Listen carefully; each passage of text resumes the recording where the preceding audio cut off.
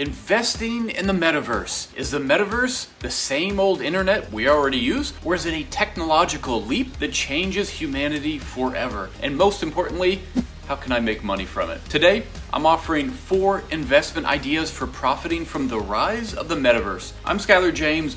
Welcome back to the channel. Be sure to stick around until the end of this video because these 4 ideas are all very different from each other. One is a stock, one is an ETF, another is an idea, is real estate based, and all rounded out with the approach that I'm taking for myself. The internet was buzzing last week when Zuckerberg gave us a tour of Facebook's, or should we call it Meta's, new metaverse? A sneak peek into Meta's metaverse, and it looked good. The visuals were stunning and the barbecue sauce was bookshelf worthy. It was just a few weeks ago that Facebook stock looked dead in the water after those damning whistleblower revelations. Now they're shedding the brand tax and starting fresh. This rename isn't much different from Philip Morris changed its name to Altria 20 years ago. Altria still sells cigarettes, just like Facebook still controls a toxic social media empire. But Facebook, the metaverse, might be less harmful than Facebook, the social media giant. At least that's the thinking of Neal Stephenson. He's a science fiction writer credited with coining the term metaverse way back in 1992. When Stephenson comments on the metaverse, I listened. We should all listen. And he recently explained that social media is harmful because it filters what we see invisibly without us being aware that the filtering is happening. That's where the harm starts, in his opinion, but in the metaverse, that invisible filtering won't be as prevalent. So does that mean we give Facebook a pass? Do we buy the stock because the metaverse runway that's ahead of it? No, at least I'm not. We all knew Facebook was headed down this immersive VR before the name change. They told us, they've shown us that for years the 2021 rebranding and the flashy video didn't do much to change the company's trajectory. All it really did was introduce the concept of the metaverse to a wider audience. But here's the single biggest reason I don't think Facebook is your one-stop solution to investment gains. Who's to say there can be only one metaverse? Is there just one video game system, one social media platform, one single website? Obviously not. All of us really have no idea just where the metaverse ecosystem as a whole will look like, feel like in 10 years. Going all in on Facebook to capture the gains is a huge gamble to me, especially considering all the negative baggage that already comes with the stock. Sorry, Zuck, I'm passing on the barbecue sauce. Buying Facebook/Meta isn't the way to profit from the metaverse. A better investment strategy might be real estate based, purchasing plots of digital land inside these various metaverses. But if real estate is location, location, location, how do I know I'm investing in the right location? Land in Decentraland was selling for about $500 a parcel in 2019.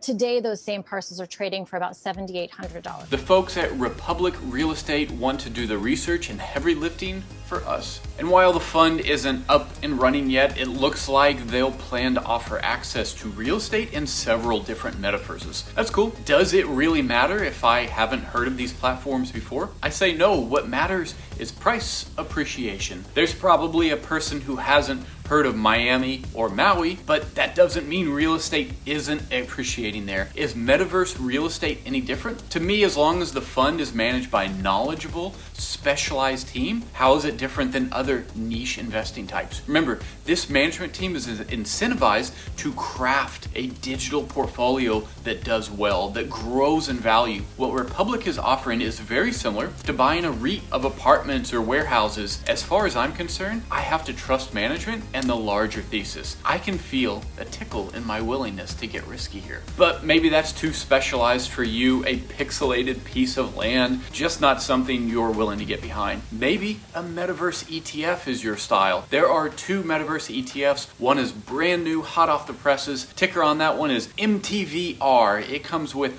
49 holdings and a 70 basis point fee. Because it just began trading last week, it doesn't offer much in liquidity. And while I could run through this list of holdings with you and tell you why I like or dislike the ETF as a whole, I'd rather just skip it altogether and talk about the big daddy of the Metaverse ETF, the one investors should really be considering. That being the Roundhill Ball Metaverse ETF. Ticker on that one, META, that is Meta. You know Zuckerberg is steaming that he missed missed out on the Meta ticker. The ETF issuer Roundhill is a smaller ETF firm, but one that's made waves for its niche offering. Their BETZ, B-E-T-Z ETF, for instance, is considered the ETF for exposure for online sports betting. Their Meta ETF has earned a similar distinction as the go-to investment. There's good and bad with this one, so stick with me. The good is the set it and forget it peace of mind that comes with a well-built ETF. Meta gives you that. Buy it and hold it for 20 years.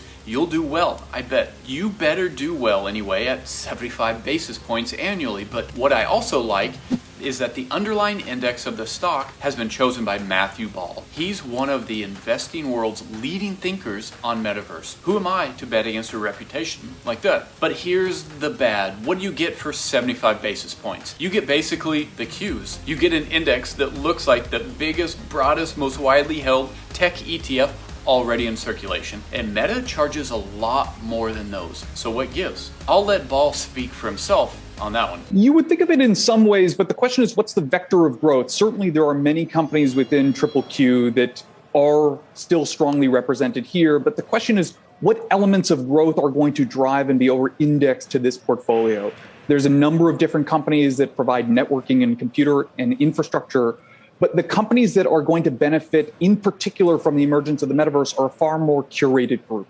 At the present, it is less about the big FANG companies insofar as it is the companies that are building the infrastructure of this next-gen internet. If you listen closely to what Ball says, he hints that as of today, as of right now, the Meta ETF is built a lot like the Qs, but that it won't be that way forever. Is it worth 75 basis points year after year to capture the space? That is for you to decide. Me personally, here's my approach. I'm basically doing nothing different with my portfolio. I've already built my brokerage to be tech-heavy, software and semiconductor heavy, and future proof. And I don't think I need to change anything to capture the metaverse just yet. Cybersecurity, cloud companies, video game developers, I have access to all of those through these ETFs. Not only have I mentioned these ETFs and investing themes in my previous videos, but I've even laid out the case for using leverage in these sectors too. I'm bullish on this area already, and the metaverse was part of my thesis. Only time can tell if I'm playing it right. I might end up putting my foot in my mouth, but if I do, I'll be sure to layer a sweet baby raise on top in honor of Zuck. Thanks for watching, and I'll see you on the next one.